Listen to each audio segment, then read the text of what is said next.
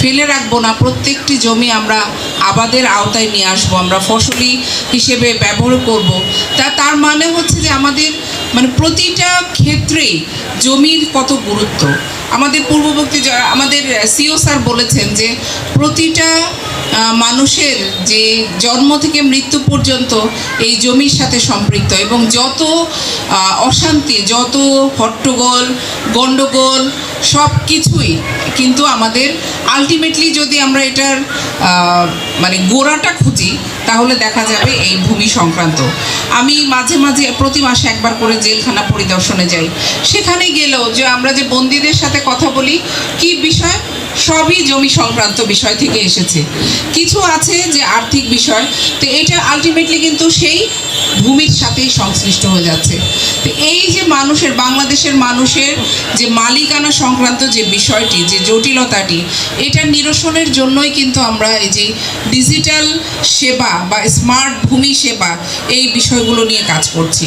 আমরা 2041 সালে একটি উন্নত রাষ্ট্রে পরিণত হব, সেটা সেই অর্জনটার জন্য আমরা কিন্তু স্মার্ট বাংলাদেশ গড়ার কাজ করছি। আমরা ডিজিটাল বাংলাদেশ থেকে স্মার্ট বাংলাদেশে যাচ্ছি। আমাদের প্রত্যেকটা সেবাও কিন্তু ডিজিটাল থেকে স্মার্টের দিকে যাচ্ছে। আপনারা ইতিমধ্যে যে সেবাগুলো আমাদের সারা বাংলাদেশে, লক্ষ্মীপুর শুধু নয়, সারা বাংলাদেশে এই সেবাগুলো রয়েছে, যে জমির মালিকানা সংক্রান্ত বিষয়গুলো যেন অনলাইনে সম্পূর্ণ করা যায়। এখনও আমাদের সকলের কাছে হয়তো ডিজিটাল সেবা সেভাবে পৌঁছায়নি, কিন্তু আমাদের যে ইউনিয়ন পরিষদগুলোতে ইউডিসি আছে, ইউনিয়ন ডিজিটাল সেন্টার, সেখান থেকে কিন্তু আমাদের জনগণ সেবা নিচ্ছে।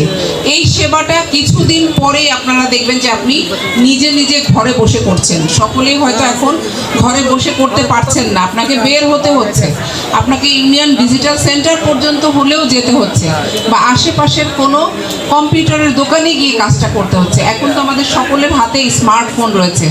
আমরা যেভাবে এগিয়ে যাচ্ছি, কিছুদিন অল্প, সেই দিন আর খুব বেশি দূরে নয় যে অল্প দিনের মধ্যে আমাদের প্রত্যেক নাগরিক তার নিজের কাজটা সে নিজেই করবে।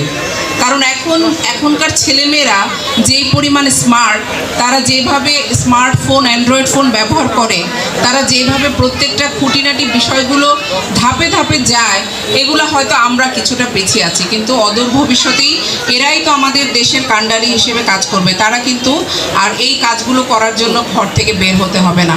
সকল ধরনের সেবাই এখন আমরা অনলাইনে বসে পাই।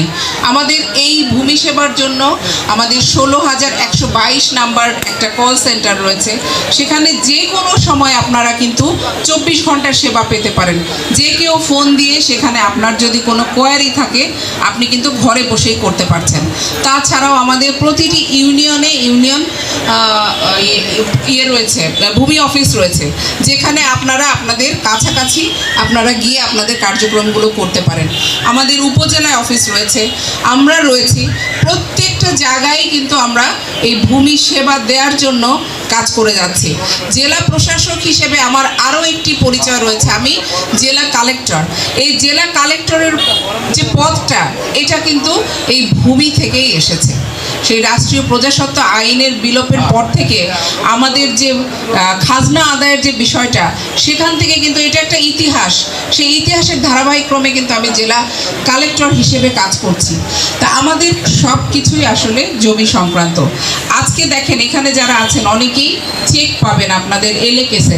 সেটাকে এই যে রাস্তাটা যে এক্সটেনশন হলো, এই রাস্তার সরকারি যে মূল্য যেটা আছে, আপনার জমিটা সরকার তার উন্নয়ন প্রকল্পের কারণে এটা অ্যাকোয়ার করেছে, এবং সেই কারণে আপনাকে আমরা সরকার যে টাকাটা দিয়েছে এটা আপনাদের হাতে তুলে দেব। এটা একটু জটিল প্রক্রিয়া। আপনাদের অনেকেই হয়তো বলবেন যে আমরা অনেক কষ্ট করছি, অনেক ঘুরতে হচ্ছে।